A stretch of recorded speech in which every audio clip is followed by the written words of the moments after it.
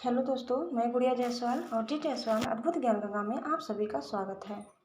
दोस्तों, आज हम लेकर के आए हैं महादेव की कृपा से चोर के घर चोरी करने वाले को कैसे मिला स्वर्ग।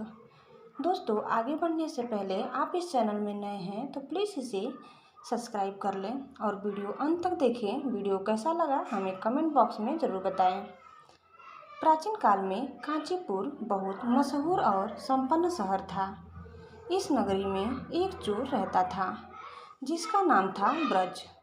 ब्रज अपने काम में बहुत माहिर था। बड़ी बड़ी चोरियां तो वह करता ही, छोटे मोटे पर भी हाथ साफ करने में उसे कोई झिझक न थी। ब्रज शायद ही कभी छुट्टी करता। रोज चोरी करके जो भी कम या अधिक माल मत्ता मिलता वह राज रक्षक की आंख बचा कर आधी रात के बाद जंगल में भी जा जमीन खोदकर गाड़ाता। कांचीपुर के पास का ही रहने वाला था वीरदत्त। किरात जाति का यह एक लकड़हारा जंगल से लकड़ी ला बाजार में बेचकर गुजारा करता था। उस दिन जंगल में ऐसा फंसा कि रात हो गई। वह रात गुजारने के लिए एक घने पेड़ पर चढ़ बैठ गया। रात में उसने ब्रज को चोरी का माल जमीन में खोदकर छुपाते हुए देख लिया। सुबह हुई और उसने जमीन में गड़े धन में से थोड़ा धन निकाल लिया और फिर गड्ढा पहले जैसे ही भरकर अपने घर चला गया।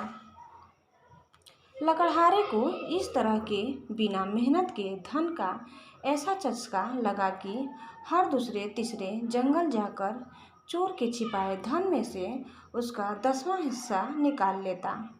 चालाक लकड़हारा जानता था कि चोर चोरी के माल का पूरा हिसाब तो रखता ही नहीं होगा और इतना भर चुकाने से उसको पता नहीं चलेगा। पर लकड़हारे वीरदत्त की पत्नी को शक हो ही गया। पूछताछ की तो किरात लकड़हारे ने सब बता दिया। लकड़हारे की बीवी बोली, जो धन अपनी मेहनत से मिलता है वही टिकता है और अच्छा होता है। किसी भी दूसरी तरह से आया धन नष्ट हो जाता है और अच्छा भी नहीं होता। हमें इस धन से जनता की भलाई के काम करने चाहिए। वीरदत्त की पत्नी की बात जच गई।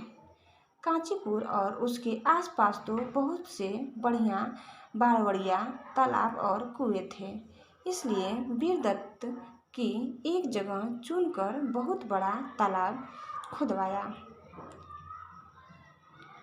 तालाब खूब बड़ा था। गर्मी में भी उसने पानी भर बना रहता, पर उनकी सीढ़ियाँ बनवाते तक पैसा नहीं चुका पाया। वीरदत्त ने फिर ब्रज का पीछा किया और पहले ही की तरह धन निकाल लाया। अब तो सीढ़ियाँ ही नहीं, चबूतरे भी बनवा दिए। चोर के धन से चुरा चुरा कर वीरदत्त ने भगवान विष्णु और शिव शंकर के भव्य मंदिर भी बनवाए। आसपास के जंगल कटवा कर जमीन तैयार कराई और ब्राह्मणों को बांट दिया। एक बार ब्राह्मणों को बुलाकर खूब पूजा पाठ करवाया और उन्हें कपड़े गहने तक दान में दिए। कुछ के घर ठीक कराए तो कुछ के लिए नई व्यवस्था कर दी। ब्राह्मण प्रसन्न हुए। किरात लकड़हारे वीरदत्त का नाम उन्होंने द्विजवर्मा रख दिया। द्विजवर्मा की मृत्यु हुई तो उसे लेने यम के दूत पहुँचे। भगवान शंकर और प्रभु विष्णु के दूत भी पहुँच गए। तीनों में बहस हो गई, द्विजवर्मा को कौन ले जाए। इसी दौरान नारद जी वहाँ आ गए। नारद जी ने कहा, झगड़ो मत, मेरी बात सुनो। द्विजवर्मा ने चोरी के धन से धर्म किया। जब तक बुरे रास्ते से आए पैसे का प्रायश्चित न हो जाए तब तक इसे स्वर्ग न मिलेगा। नारद जी ने आगे कहा, द्विजवर्मा को इसके पछतावे के लिए 12 वर्ष तक प्रेत बनकर घूमना पड़ेगा।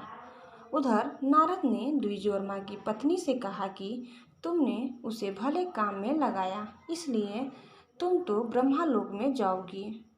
किरात लकड़हारे वीरदत्त यानी द्विजवर्मा की पत्नी अपने पति के दुख से दुखी थी। वह बोली, मैं तो वही गत चाहती हूँ जो मेरे पति की हो। जब तक मेरे पति के देह नहीं मिलती कहीं नहीं जाऊंगी। यह जवाब सुनकर नारद खुश हो गए। नारद जी ने अपने प्रभाव का इस्तेमाल कर द्विजवर्मा की पत्नी को इस लायक बना दिया कि वह भगवान शंकर की विधिवत आराधना कर सके और कहा, किसी तीर्थ में जाकर अपने पति की सद्गति की और मुक्ति के लिए महादेव की पूजा जप करो। द्विजवर्मा की पत्नी ने बड़ी लगन से भगवान शिव की आराधना की। इससे उसे पुण्य लाभ तो हुआ ही, द्विजवर्मा के चोरी का सारा पाप भी धुल गया। दोनों पति पत्नी को उत्तम लोक मिला। द्विजवर्मा को तो स्वर्ग में गंतव्य पद प्राप्त हुआ ही, ब्रज चोर तथा कांची पुरी के जिस भी धनी का धन उसके द्वारा की गई चोरी के जरिए इस धर्म कर्म में लगा था, वे सब परिवार स्वर्ग चले गए। तो दोस्तों, आपको हमारा यह वीडियो कैसा लगा? अच्छा लगा तो प्लीज़ हमें कमेंट बॉक्स में बताइए और इस चैनल में आप नए हैं तो प्लीज़ इसे लाइक, शेयर और सब्सक्राइब करना न भूलें। धन्यवाद।